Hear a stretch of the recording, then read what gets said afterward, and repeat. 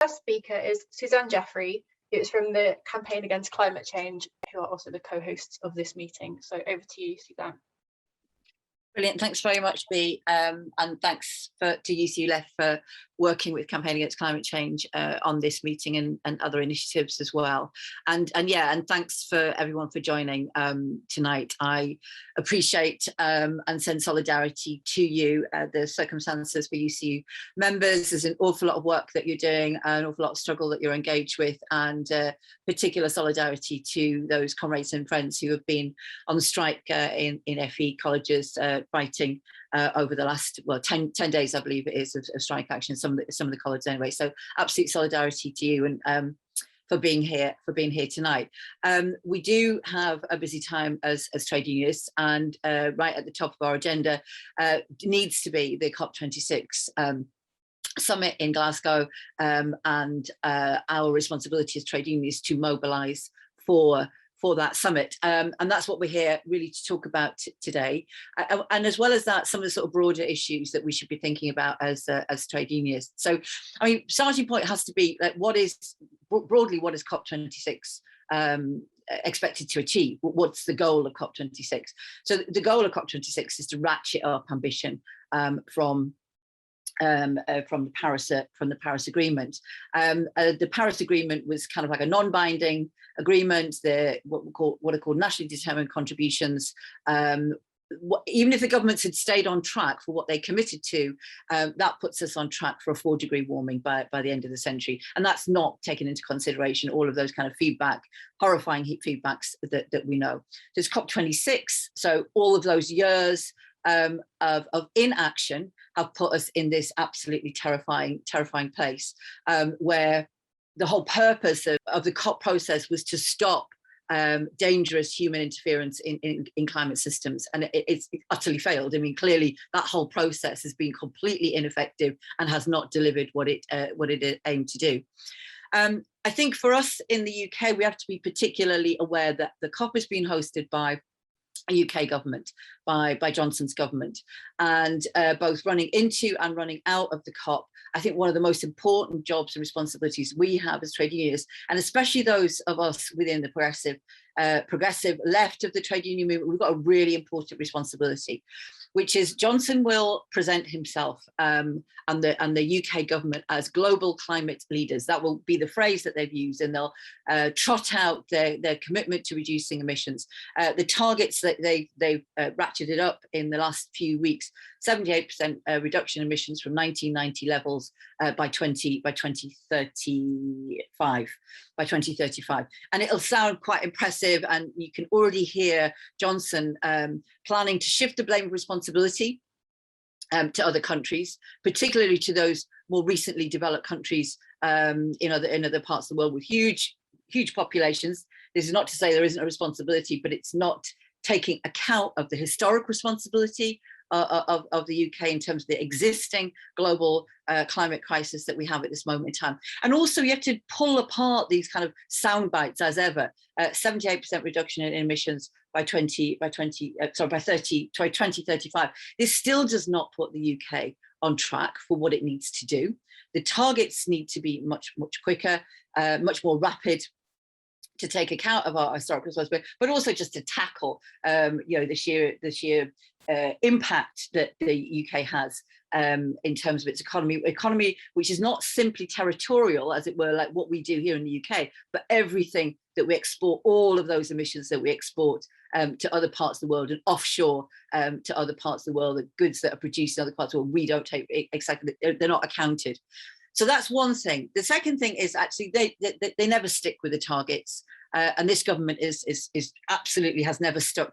It doesn't stick with its targets. It's way behind what's called the 6th carbon budget. So the Committee on Climate Change have a plan for meeting these targets, and even according to them, this is a government advisors, even according to them, if the government policies that are currently in place, all of them actually are implemented properly, it will still only tackle a 1/5 of the emissions that the UK government has said that it's going to reduce by 2035. So then what is the strategy?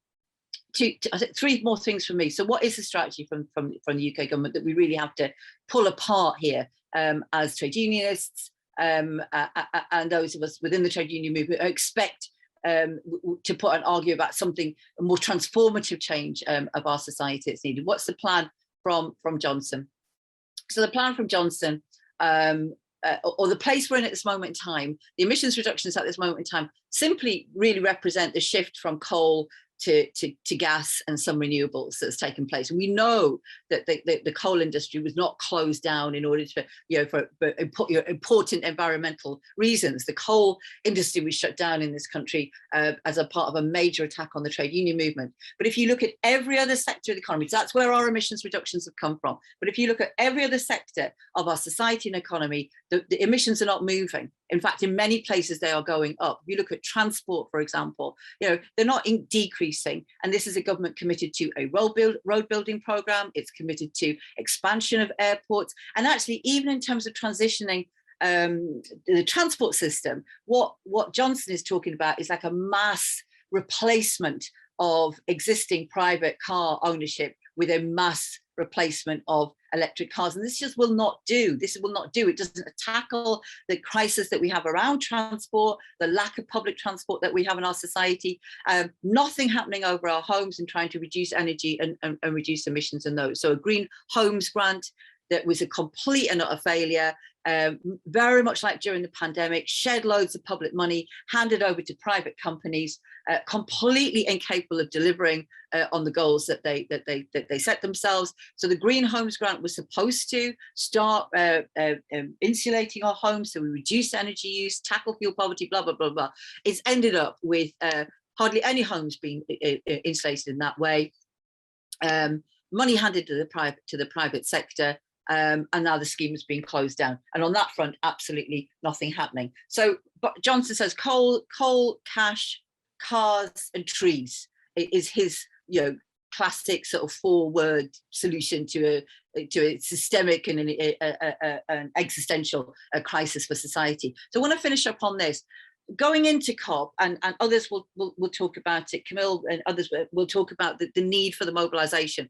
I kind of goes without saying, we absolutely need to be mobilising within the trade union movement in substantial numbers. We're never visible as a trade union movement, as a working class movement on these significant climate actions. We are never collectively visible as a trade union movement. We have to change that. This is our moment to change that, where we are collectively visible as a trade union and working class movement. So we have to do everything that we can to turn out our members, our trade union movement, and have raised our banners high proudly as part of this global climate justice movement. It's incredibly important that we do that for the movement and for ourselves within the trade union movement. But coming out of it, we have to engage in these debates within our own union movement. I'll just finish on this. I don't think I'm an NU member.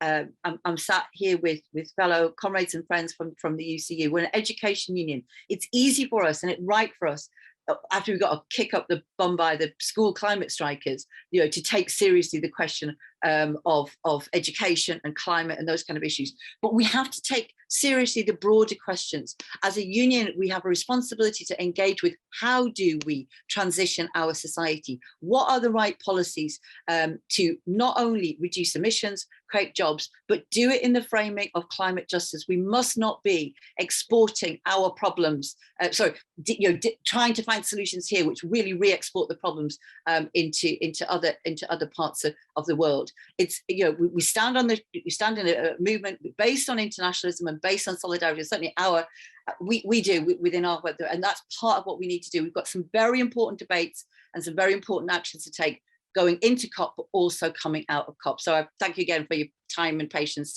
tonight, and look forward to the discussion that we share with each other tonight. Thanks.